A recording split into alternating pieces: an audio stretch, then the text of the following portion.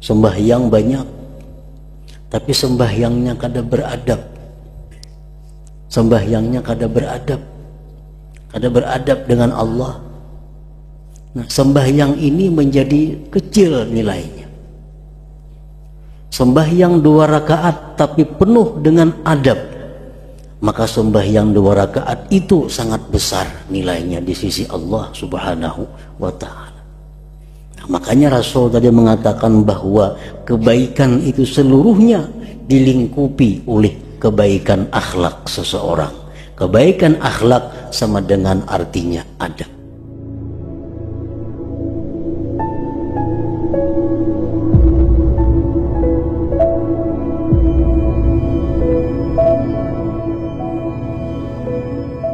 Bismillahirrahmanirrahim. Alhamdulillahilladzi khalaqana fa ahsana khalqana wa addabana fa ahsana adabana wa syarrafana binabiyyihi sayyidina Muhammadin sallallahu alaihi wasallam fa ahsana tashrifana. Asyhadu an la ilaha illallah wahdahu la syarika lahu hasbuna wa maulana wa asyhadu anna sayyidana Muhammadan abduhu wa rasuluhu syafi'una wa aulana.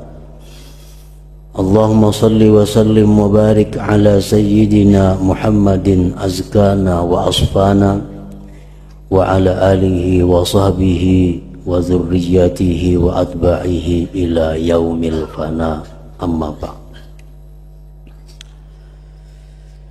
Yang kita hormati dan kita cintai para habaib, para alim ulama dan para muhibbin hadirin dan hadirat rahimakumullah. Alhamdulillah, puji dan syukur kita haturkan kehadirat Allah yang selalu memberikan kita anugerah, memberikan kita berbagai macam nikmat, berbagai macam kesenangan, yang memberikan kepada kita taufik dan hidayah, kekuatan dan pertolongan, sehingga kita pada malam ini dapat berkumpul bersama-sama di majelis yang penuh berkah ini. Salawat dan salam kita haturkan kepada junjungan kita Nabi besar Muhammad sallallahu alaihi wasallam dan kepada seluruh keluarga, para sahabat, zuriat dan pengikut beliau sampai hari akhir nanti. Para muhibbin rahimakumullah, Al-Hadithus Sabi' wal Ishrun, hadis yang ke-27 dari 40 hadis. Anin Nawas bin Sim'an radhiyallahu anhu anin Nabi sallallahu alaihi wasallam qala al-birru husnul khuluq wal ismu ma haka bi nafsika wa karihta ayyattali alaihi nas, rawahu Muslim.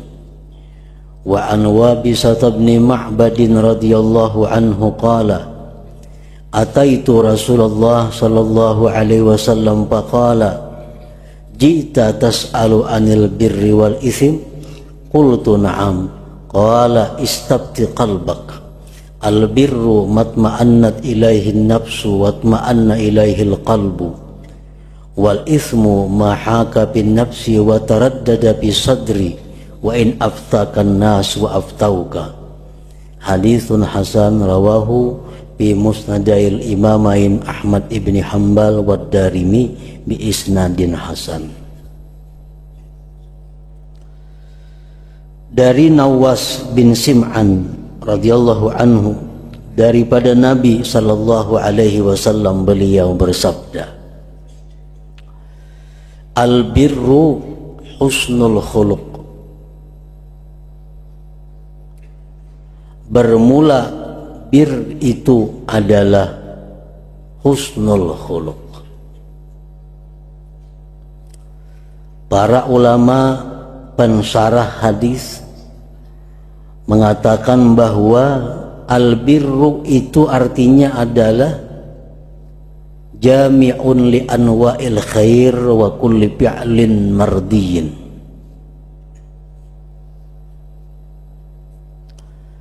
Dinamakan albirru itu mencakupi bagi segala macam kebaikan dan tiap-tiap perilaku yang diridhai. Itu namanya adalah albirru.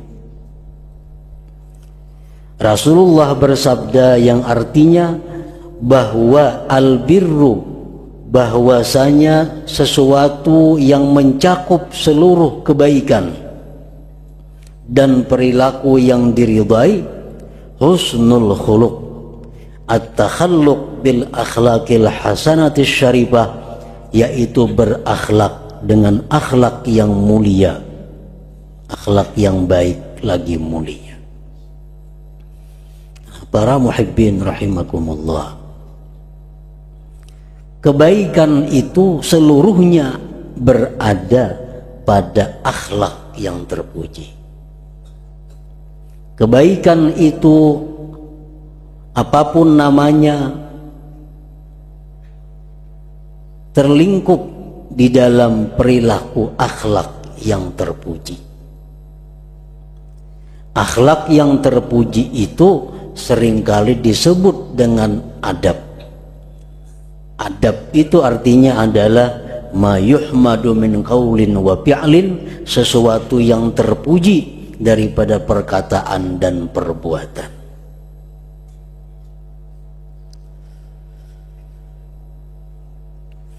Jadi intinya kebaikan itu berada pada adab seseorang, pada perkataan, pada perbuatan, tingkah laku yang terpuji. Para muhibbin rahimakumullah, Rasulullah sallallahu alaihi wasallam bersabda, inna ahabbakum ilayya wa aqrabakum minni majlisan yaumal qiyamah ahasinukum akhlaqa. Orang yang paling dicintai di antara kalian itu kepadaku, dan orang yang paling dekat di antara kalian daripadaku kedudukan pada hari kiamat, orang yang baik di antara kalian akhlaknya.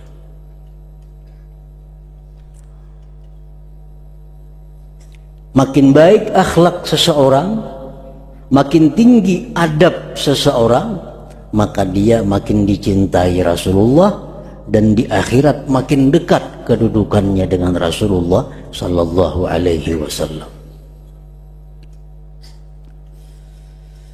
Rasulullah sallallahu alaihi wasallam bersabda lagi, innal abda la yablughu bi husni khuluqihi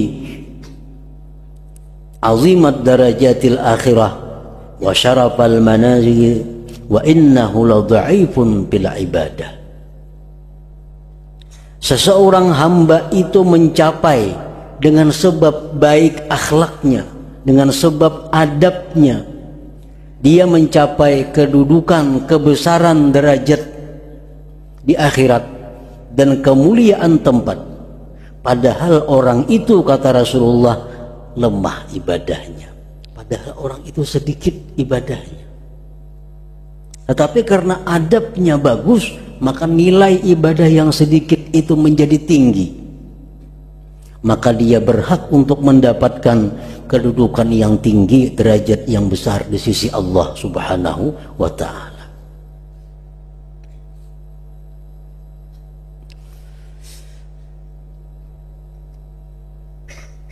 Jadi artinya dari hadis ini, kalau kita paham betapapun banyak ibadah yang kita lakukan,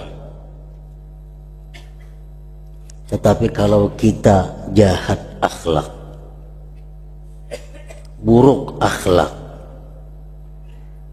maka dia akan mendapatkan tempat yang hina di sisi Allah Subhanahu wa ta'ala.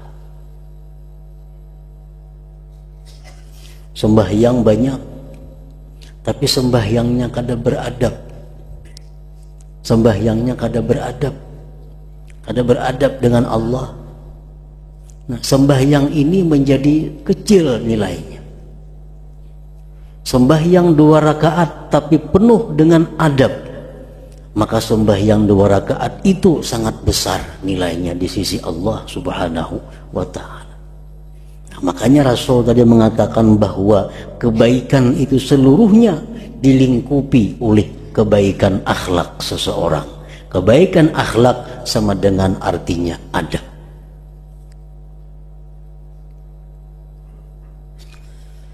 Rasulullah sallallahu alaihi wasallam bersabda lagi, akmalul mu'minin imanan ahsanuhum akhlaqa.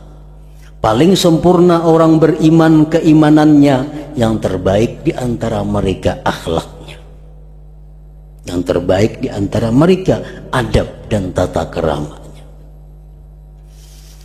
Para muhibbin rahimakumullah.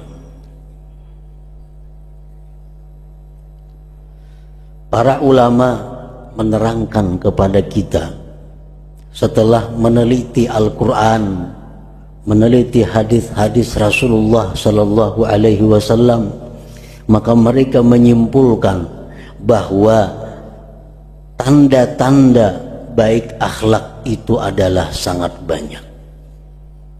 Sangat banyak persyaratan-persyaratan yang mesti dipenuhi kalau kita ingin menjadi orang yang baik akhlak. Di antaranya mereka menyebutkan orang yang baik akhlak itu adalah la la'ana, tidak suka melaknat. Di mulutnya itu jarang, kada suka keluar kata-kata laknat, kata-kata yang menjauhkan dari rahmat Allah.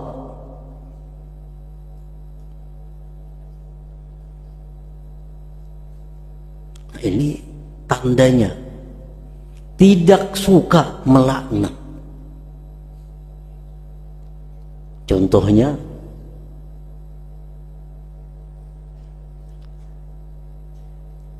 seperti mengeluarkan kalimat-kalimat yang menjauhkan dari rahmat Allah, kalimat-kalimat neraka. Neraka itu, nah ini suka melaknat. Jahannam itu orang, nah ini suka melaknat. Kalau seringkali keluar di mulutnya kata-kata seperti itu, orang ini tidak tergolong orang yang baik akhlak. Wala sabbaba, tidak suka menyumpah-nyumpah. Tidak sering keluar di mulutnya kata-kata sumpah. Yang dimasukkan sumpah di sini seperti bungol, bangsat. Nah itu tandanya orang baik akhlak. Kalau sering keluar di mulut kita bungol, tambuk, binatang, bangsat, nah ini adalah termasuk orang yang tidak baik akhlaknya.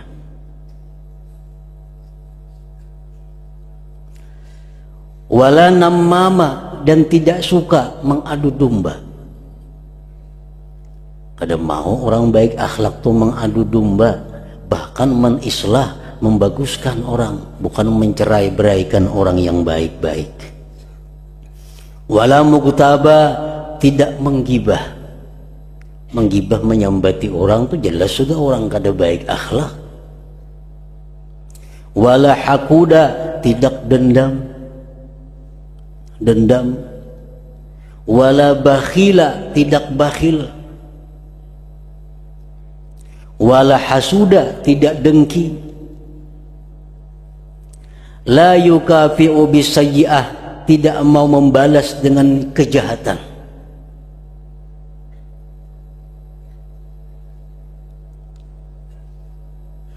Misalnya orang berbuat baik kepada dirinya,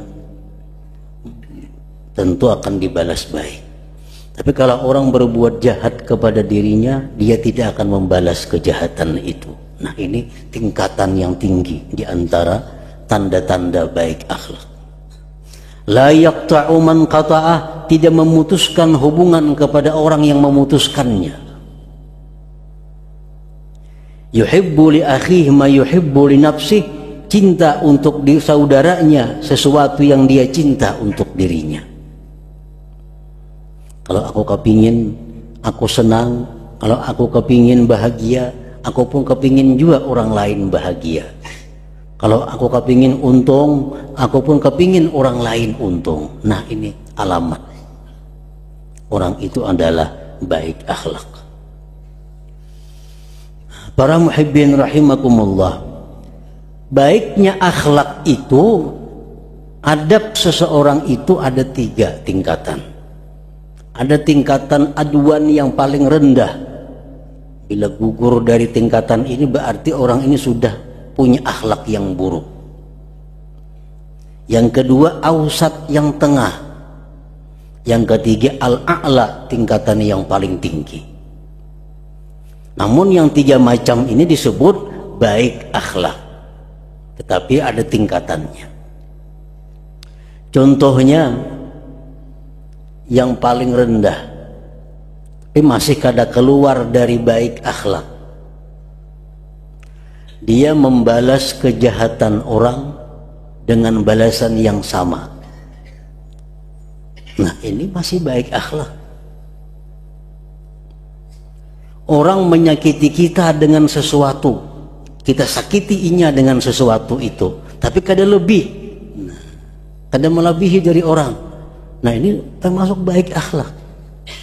Andai kata dia menyakiti orang itu dengan lebih, nah ini sudah gugur daripada baik akhlak.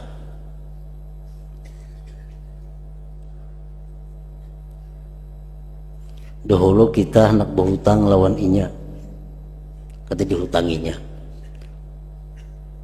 Kata dihutanginya, kita hendak berhutang lawan inya. Berapa tahun kemudian datang lawan kita hendak berhutang, kada kita hutangi juga. Nah, itu masih baik akhlak. Tapi kalau keluar di mulutnya kata-kata yang macam-macam, nah itu sudah gugur daripada baik akhlak. Datang nak berhutang lawan kita. Dulu kita nak berhutang kada dihutanginya. Datang lawan kita, kok kada mau hutangi, yang pembahari kada mau hutangi aku. Nah, macam-macam keluar di mulutnya kalimat-kalimat yang kada nyaman. Ini gugur daripada baik akhlak. Kalau sekedar kada menghutangi titik, itu masih dalam golongan baik akhlak, walaupun yang paling rendah tingkatannya. Yang kedua ausat. Nah, ini tengah. Tengah ini contohnya adalah seperti tahammulul adza, menyandang sesuatu yang sakit tanpa membalas. Disakiti orang, disandangnya aja, kada dibalasnya. Bagaimanapun orang menyakiti, baik dengan lisan, baik dengan tulisan, baik dengan macam-macam orang menyakiti inya diam, ada dibalasnya. Nah, ini tengah. Yang tertinggi adalah orang yang berbuat jahat kepadanya dibalasnya dengan sesuatu kebaikan. Nah, ini yang paling tinggi, seperti yang dicontohkan oleh Rasulullah Sallallahu Alaihi Wasallam dan para aulia-aulia, tokoh-tokoh yang lainnya. Orang-orang kafir, orang-orang jahat berbuat jahat kepada Rasulullah, tapi Nabi tidak membalas. Bahkan beliau mendoakan, Allahumma ghfir li qaumi fa innahum la ya'lamun. Ampuni kaumku ya Allah yang menyakiti aku karena mereka tidak tahu. Karena mereka tidak tahu. Imam Hasan putra Sayyidina Ali karramallahu wajhah, beliau berada di kota Madinah. Datang seorang laki-laki yang bernama Asim ibnul Mustalik. Asim ini adalah penganut mazhab Khawarij. Mazhab Khawarij ini mazhab yang benci kepada keluarga Rasul.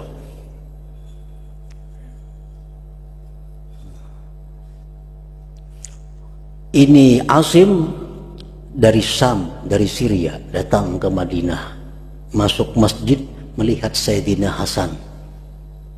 Sedangkan Asim tadi penganut mazhab yang benci kepada keluarga Rasul. Melihat Sayyidina Hasan di dalam masjid mendatangi Asim bin Mustalik ini. Dia mencaci maki Sayyidina Hasan habis-habisan. Sampai habis bahan. Terdiam. Habis cuma cacian keluar kepada Sayyidina Hasan. Dari Sayyidina Hasan, adakah lagi yang dikeluarkan? Untuk keluarkan aja. Nah, habis. Ujar Sayyidina Hasan apa? Aku mintakan ampun engkau kepada Allah Subhanahu wa ta'ala. Kalau engkau perlu sesuatu kepada kami siap membantu engkau. Kalau engkau minta petunjuk, kami siap memberikan petunjuk kepada engkau. Nah, ini contoh yang dipraktikkan oleh Imam Hasan ini merupakan tingkatan yang paling tinggi daripada baiknya akhlak seseorang. Para muhibbin rahimakumullah, Rasulullah sallallahu alaihi wasallam bersabda, "Hassinu akhlaqakum." Baikkanlah budi pekerti kamu. Baikkanlah akhlak kamu. Artinya baiki akhlak kamu itu. Ini sabda Nabi menunjukkan bahwa akhlak kita itu menerima diperbaiki. Akhlak bisa diperbaiki. Karena Nabi mengatakan hasinu akhlakakum, perbaikilah akhlak kalian. Nah, para ulama menjelaskan bagaimana cara memperbaiki akhlak ini supaya kita menjadi manusia muslim yang beradab. Pertama, kata mereka adalah ilmu. Mesti menuntut ilmu. Kalau kita kada punya ilmu, kita kada bisa memperbaiki akhlak. Pertama, ilmu. Karena adab akhlak yang baik ini adalah sesuatu yang dinamakan syariat, dalam golongan masuk syariat, bukan adat. Kadang-kadang ada perbedaan, menurut adat itu baik, tapi menurut agama kada baik, bisa terjadi. Nah, jadi kalau kita ingin beradab, ingin jadi manusia yang beradab, ingin jadi orang yang berakhlak baik, syarat pertama adalah kita menuntut ilmu. Dan para ulama pun sudah menyiapkan ilmu-ilmu untuk itu. Dikarang kitab Al-Adab fid Dunya fid Din. Dikarang kitab Imam Ghazali mengarang kitab Al-Adab fid Din. Imam Mawardi mengarang Adabud Dunya wad Din. Macam-macam kitab yang mengajarkan tentang adab, tentang akhlak yang baik. Bagaimana akhlak kita selaku manusia. Adab kita selaku manusia dijelaskan di situ macam ini. Nah, ditambah lagi kita misal selaku seorang pedagang, ada lagi akhlaknya bagaimana selaku pedagang. Ditambah lagi seorang suami, nah bagaimana akhlaknya seorang suami. Ditambah lagi pulang seorang ayah, bagaimana akhlak seorang ayah yang baik. Lengkap diajarkan. Jadi kalau kita ingin memperbaiki akhlak, memperbaiki adab, dan itu satu perintah dari Nabi, pertama kita menuntut ilmu. Yang kedua, ar-riyadhah, latihan. Latihan. Ilmu yang kita tuntut itu tentang perbaikan akhlak mesti dilatih. Bagaimana cara melatihnya?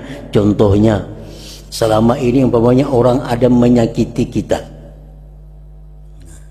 kalau kita meluruskan fitrah diri kita, kita marah kepadanya. Itu nafsu kita, pasti marah kepada orang yang menyakiti. Tapi karena kita punya ilmu demikian, kita disuruh baik akhlak, kita latih. Nah, latihan pertama antara lain bagaimana?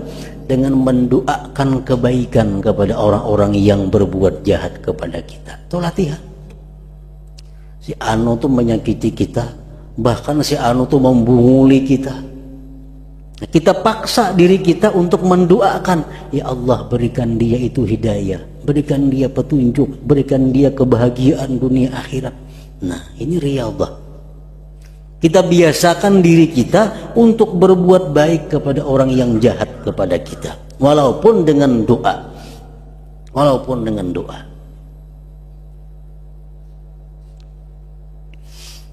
Latihan-latihan itu mesti dialami, mesti dilakukan. Yang ketiga, ad-du'a wal ibtihal ilallah. Berdoa kepada Tuhan supaya akhlak ini diperbaiki. Nabi pun selalu berdoa, Allahumma kama hassanta khalqi fahassin khuluqi. Nabi mencontohkan, mengajarkan. Beliau selalu mengata, Allahumma kama hassanta khalqi, ya Allah sebagaimana engkau baikkan kejadianku, fahassin khuluqi, baikkanlah budi pekertiku. Nah, doa. Setiap baca ramin di surah baca doa tuh. Allahumma kama hassanta khalqi fahassin khuluqi. Kita tidak bisa bahasa Arab, bahasa kita di dalam hati kita. Ya Allah, baikkanlah akhlakku sehingga menjadi seseorang muslim yang berakhlak mulia. Ya Allah, baikkanlah akhlakku sehingga aku menjadi seorang muslim yang berbudi pekerti mulia. Nah, bahasa kampung aja dalam hati lebih baik daripada bahasa Arab pada mengerti.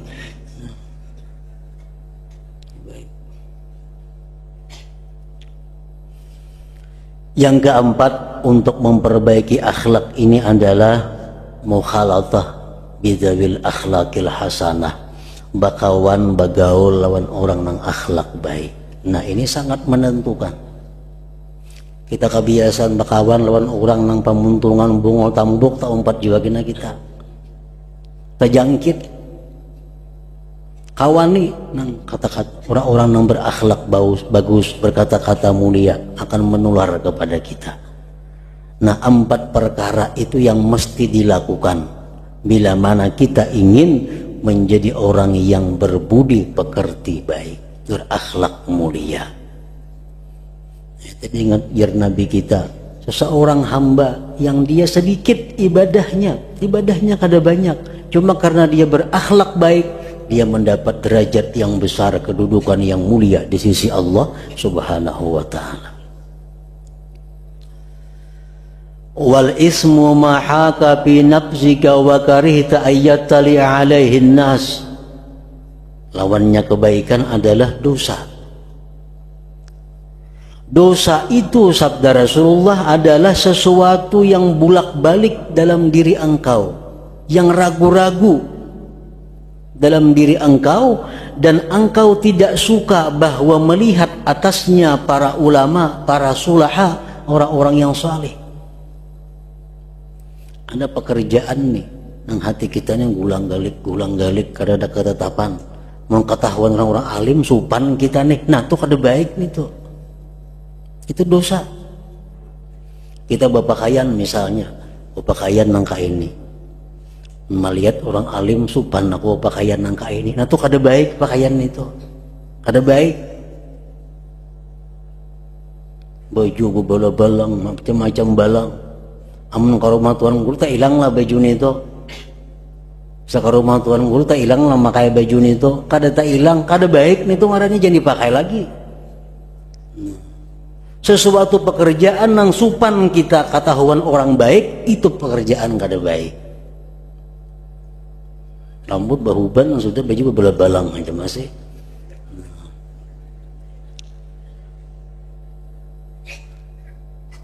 Balang nang kada bagus artinya.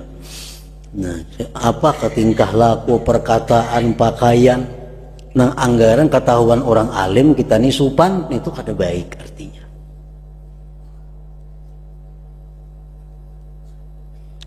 Hadis riwayat Muslim. Dan dari Qabisah bin Ma'bad radhiyallahu anhu berkata, aku datang kepada Rasulullah sallallahu alaihi wasallam. Sahabat Nabi Wabisah datang kepada Rasulullah, dia berkata, Rasulullah sallallahu alaihi wasallam bersabda. Wabisah datang kepada Rasulullah, Rasulullah langsung mengatakan, ujar Nabi, engkau datang ke sini betakun tentang kebaikan dan dosa kalau? Ujar Wabisah, na'am, benar wahai Rasulullah. Rasulullah bersabda, ikam hendak mengetahui itu kebaikan, hendak mengetahui itu kejahatan, istabti qalbak, takuni hati engkau. Minta fatwa kepada hati, takuni hati ikam tuh. Hati ikam tahu ini kebaikan, ini kejahatan. Albirru matma'annat ilaihin nafsu, kebaikan itu sesuatu yang tentram kepadanya oleh nafsu, watma'anna ilaihil qalbu, yang tenang dengannya hati. Pekerjaan, perbuatan, apapun yang ngarannya baik itu hati kita tenang. Kada ada kegelisahan, tentram. Dilihat siapapun kita kada akan malu. Nah itu ngarannya adalah kebaikan. Dan dosa itu, ujar Rasulullah, sesuatu yang bulak-balik di hati engkau, di dada engkau. Wa in aftakan nas wa aftauka, sekalipun manusia memberikan fatwa tidak seperti demikian. Misal orang dosa alamanan madahkan itu boleh aja, tapi hati kita nih katap kada nyaman, nah tinggalkanlah sesuatu itu. Walaupun sekampungan orang madahkan baik, tapi hati kita madahkan itu kada baik, umpati hati kita. Nah ini sabda Nabi kepada sahabat beliau yang bernama Wabisah bin Ma'bad tadi. Dan ini hadis hanya berlaku untuk orang yang namanya Wabisah dan orang-orang yang sudah punya hati bersih seperti hatinya Wabisah. Artinya untuk umum kada kawa dipakai. Sebelah orang ada datang kayak apa ngaran dosa, ngaran pahala, takuni hati ikam, itu kada kawa dipakai untuk umum. Tapi kalau untuk orang yang namanya Wabisah atau orang-orang yang punya hati seperti Wabisah, itu kau betakun lawan hati seorang. Takuni hati, baik kada, ya hati baik, baik. Jar hati kada, berarti kada. Nah tapi syaratnya ini orangnya orang baik. Para ulama mengatakan, man ghadda basarahu anil maharim wa kaffa nafsahu anis syahawat wa ammara batinahu bil muraqabah wa ta'awwada aklal halal fahuwa yastabti qalbah. Orang yang menahan matanya daripada memandang yang haram, orang yang telah mampu mencegah nafsunya dari syahwat-syahwat yang dilarang, orang yang menghidupkan hatinya dengan muraqabah, orang yang terbiasa makan yang halal. Nah orang semacam inilah yang bisa, yang mampu untuk menakuni hati sendiri tadi. Artinya amun kita masih kada kau menjaga mata, kada kau menjaga nafsu, masih kada bisa muraqabah, masih kadang-kadang makan halal, makan subhat, nah kita kada usah, jangan bertakun dengan hati kita. Kemana bertakun? Kepada orang yang alim, kepada orang yang ahli. Ada perbuatan yang kita ragu-ragu, baikan ini kadakah, baikkah kadakah. Sedangkan kita masih orang yang belum baik, kada usah bertakun lawan hati kita. Takunakan kepada ulama karena mereka mengetahui hukum yang sebenarnya. Nah, para muhibbin rahimakumullah, selanjutnya hadis yang ke-28. Ila hadratin Nabi sallallahu alaihi wasallam, al-Fatihah.